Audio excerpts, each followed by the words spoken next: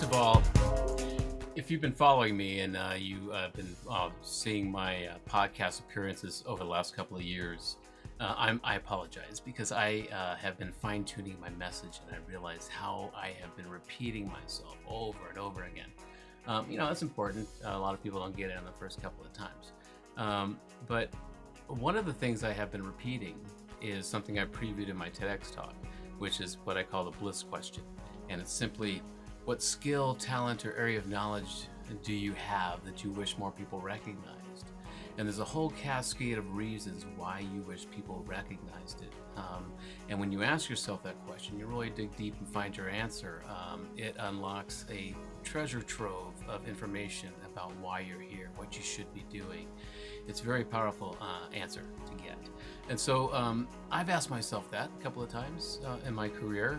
A couple of years ago, I asked myself that, and I realized one skill that I think I have that I wish more people recognized and utilized was my ability to give advice. I really have a vast array of influences metaphysically and research and downloads that I got writing the US 6 book that I can call together and cobble together and give some rational good advice to people who are in any kind of metaphysical situation. So I did some serious visualization and subconscious work to project what I wanted the next 20, 30 years of my life to look like. And,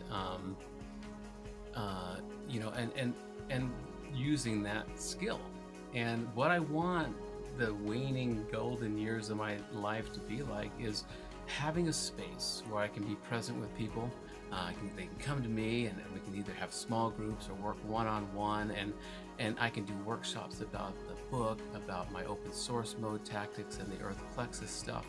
And I really did a lot of work on visualizing that to make that happen. And then I forgot about it. You do that. You make a wish and you forget about it. And I got on all kinds of other tracks and interests and things. The universe didn't forget. The system didn't forget what I was working on. It went to work. And I realized very recently that that what I envisioned is coming together in a really cool way. So what I want to do quickly is give you a quick preview of what I've been working on. It's my space. I am fine-tuning and crafting my space where I wrote Earth Plexus, where I've lived for a few years, and I have fine-tuned it to completely support me as a contemplative, as an author, as a creative, as somebody who needs little areas and spaces to do different types of mind work. And so I am now going to be offering that to individuals. This is a space that is perfect for, again, creatives or writers or executives who need some alone time and need to get away. I've had to do that. And so this is a great space to come. If you are a couple or you're an individual and you need to get away and you need some alone time, you need a quiet space in the forest. This is the northern Black Forest of Colorado, very secluded out here. So it's a perfect place to come. And because I asked myself that question, and I've been giving that advice so much to help people find their passion and then figure out a way to monetize that passion. That's what I've done with myself to see if it works, and it does. It works.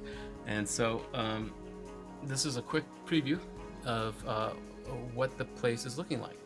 I've got different areas. I've got this meditation dome where a lot of the US 6 proofing and thinking was done. There are different areas where I would come and think. This area here used to be a tetherball court. If you've read US 6, you know that tetherball is a metaphor in it, and I used to spend a lot of time playing tetherball while proofing US 6. Also, what I would do is I would water the lawn, and then I would just follow the natural path of the water streams to figure out a way to naturally water the whole lawn, since there's no automatic sprinklers back here. And without even thinking about it, while proofing US 6, I was doing all this yard work, And I realized after a while that some of these yards were coming or turning into shapes. This particular yard is the perfect shape of Iraq. And if you've read US 6, you know the ancient Sumer figures prominently in it. And where I've planted this aspen is where Eridu is, or would have been. It's where Enki, Lord Enki's headquartered, and the Absu and all of that. And so just like the book, there's a lot of unconscious patterns that were unveiled in this landscaping process. And so there's a whole story, an article I'm writing about this, this whole story of this yard, and because there's a lot of really interesting little things that turned up, just like in the book.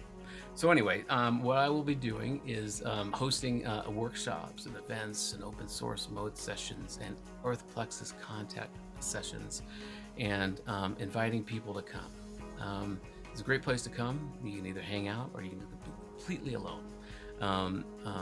It's a great space. It worked for me. And I look forward to actually spending time with some of the really cool, intriguing people I've met over the last couple of years since I made the shift in my career. And it's just exciting to see it all converge. And I think it's good advice for all of us. Remember what it was you wished for. You know, I think about that a lot. I think about my 9-year-old self, and I would be so proud of the kind of lifestyle I've built around myself here. You know, I'm into extraterrestrials and AI and all the stuff that I was into as a kid, I've made into my life. And so that's kind of what I think we should all do. We should all kind of remember what it was and realize how this system is really working for us if we're not careful. So please come. Spend some time with me. Let's create this new economy by monetizing our real passions.